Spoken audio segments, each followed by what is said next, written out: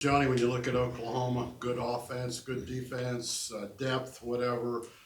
How do you attack a team like that, or what's your formula for success against them? Well, I mean, you summed up our scouting report and just in your sentence. They're the number 8 team in the country for a reason. They're talented at every position. They're experienced. They're tough.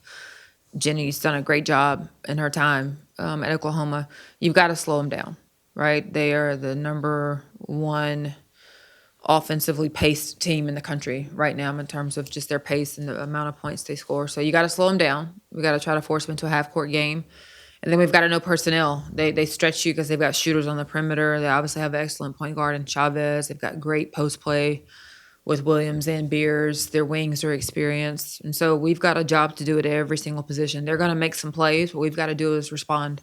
We've got to make plays. We can't have live ball turnovers, and we've got to force them just into a half court game as much as possible. They are human. They had a close game. They lost to UCLA, Yeah. and it looked like.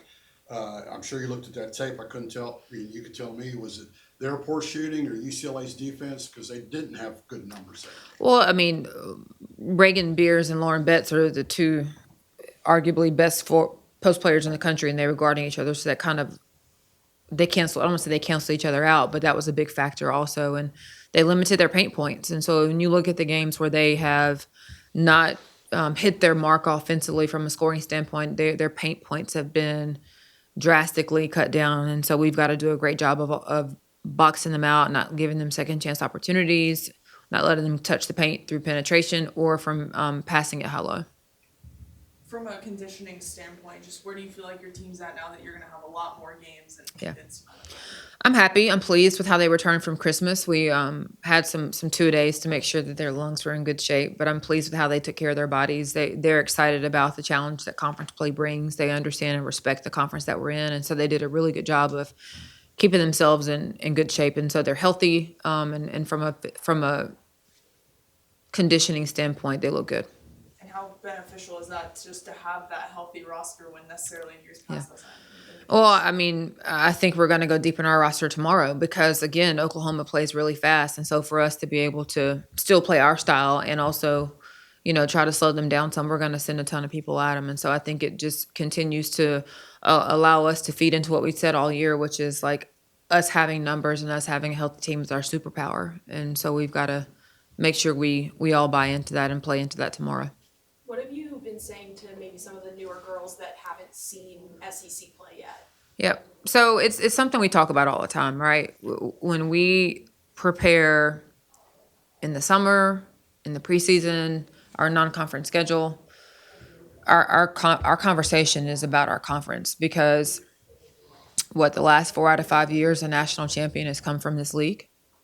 So, numbers say that's going to be the case. And so when we are prepping in August, we're prepping for this league. When we're playing a game in November, we're playing it with this league in mind. And so that's a ongoing conversation. What we do when we first come back from Christmas is we put our conference schedule up on the board and we talk about it. It's the one time that we will talk about our conference schedule in its entirety. And then we take it game by game. And so for us, it's to make sure our newcomers or our transfers who haven't been in this league before have an understanding of you've got to take this thing one game at a time. And you can't get too high off of a win and you can't get too low off of a loss. You've got to come in every single day with fresh eyes and to get better and to attack what's in front of you, meaning the team that's in front of you. And so that's the conversation that we have around what it feels like, the grind that this league is and how tough and competitive and good it is. Going off that, you mentioned the national championships for the last 5 have come from the SEC. What would you say differentiates this conference in comparison to others? Coaches, talent. I think I played in this conference in the 90s. We've always been, in my humble opinion and bias, the most forward-thinking conference. We've been fortunate to have great commissioners who have really been forward-thinking, and Greg Sankey is no different. He leads the country in terms of just his preparation, his thought process, the way that he is innovative in thought and leads from the front. And so that's where it starts. And then we've got great coaches in this league and we've got incredible talent. And so the physicality, the ability offensively to score, the ability defensively to defend, it's just like none other. Thank you. So Lauren, the challenge of Oklahoma, 5 starters and double figures. I'm sure you got to deal a lot with beers. Just talk about the challenge and what you ladies going to have to do. Yeah, I think we're just gonna have to play really disciplined and really execute our game plan. Obviously, they have a very balanced offense and a really good team with a deep bench, and all their players can come out and get off on any night. So I think we just need to be disciplined in executing our game plan, and then also just making sure that we kind of hone in on the players that we can't let get off too much and try to stop their key players. So Key players, Chavez is one of the top freshmen in the country. I'm sure you've seen some film on her. Defense is one of your team's deals along with you out front. How are you going to be able to try to maybe not stop her, but just contain her? Not. I mean, yeah, she's a great player. She's a freshman, so she's gonna make some mistakes, and we're just gonna play our game and do our best. Like Lauren says, sticking to the game plan and just kind of just altering whatever we can from her. I mean, she's a good player at the end of the day, so she's gonna hit shots. She's a D1 athlete at the end of the day, so she's gonna hit shots. But just when she do miss a couple shots, just capitalizing on that. What do y'all think of each of y'all is the biggest thing you learned from non-conference play? I would say our defense turned into our offense. I think that's the biggest thing for us is just allowing our defense to turn into our offense and pushing pace. I think that's been our best thing for us. So I think that we just need to hone on that, and I feel like that's going to be the thing for us. Lauren, you've had the experience of playing in the SEC. Nye and a lot of the other players haven't. And I mean, obviously, you've had 8 or 9, 10 non-conference games. What do you tell your teammates that haven't been in the SEC? What's your words of wisdom? Because I know they look at you as the mother type, whatever. it's kind of hard to prepare people for the SEC, like if you haven't played in it. So you kind of we've stressed enough, like it's a different level of play that a lot of people don't get to experience and haven't experienced yet. So just understanding that like the level that we played at in non-conference, it needs to go up like 10 notches to be able to compete with the teams that we're going to face in our conference, because I think it's the best league in the country. So just knowing that we have to step up and, grow from non-conference. With the games so spread out in non-conference play and they get pretty rapid during SEC, just what's the level of intensity been like in practice? I'm sure it's ramped up a little bit. Yeah, actually, once we start getting really into the thick of it in conference play, the intensity will rise up. Like, the practice times get shorter, which is nice for a lot of us.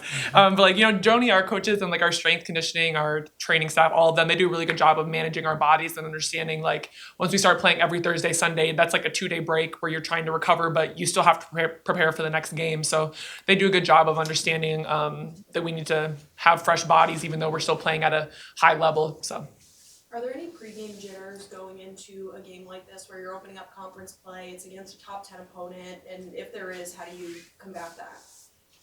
I mean, I would honestly say that like it's just another game. It's just another opportunity to get better, and we go out there and we play our game. It's at the end of the day, we've played basketball for some 4 years, for some 6 years, for some this their first time ever playing. So I just think that we just can't make the game bigger than what it is, because a lot of times when you make it bigger than what it is, it kind of doesn't go in your favor. So you just gotta just go out there and just play your game. I guess now to follow up on that, you talked before about you came here for these kind of opportunities to play in the SEC. And I know back at your other place, you played in the NCAA tournament. So my question is, is there a concern about being too amped up, not being able to settle down? You had that NCAA experience, so I guess I'm saying that was that a problem before? Did you maybe try to do too much, or is that a concern? Oh no, I don't think it's a concern at all.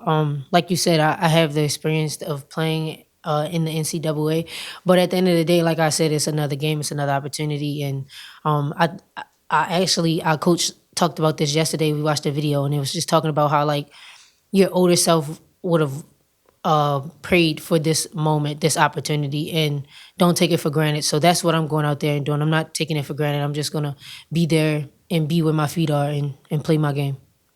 On the same note, now you came to this program to play in the SEC. Just how ready are you for opportunities like this to prove that you're, one of the best point guards in the league? Yeah, I'm excited. I don't really want to say too much, but I'm just very excited. I'm very excited. I'm grateful for the opportunity. I'm just ready to showcase what I have.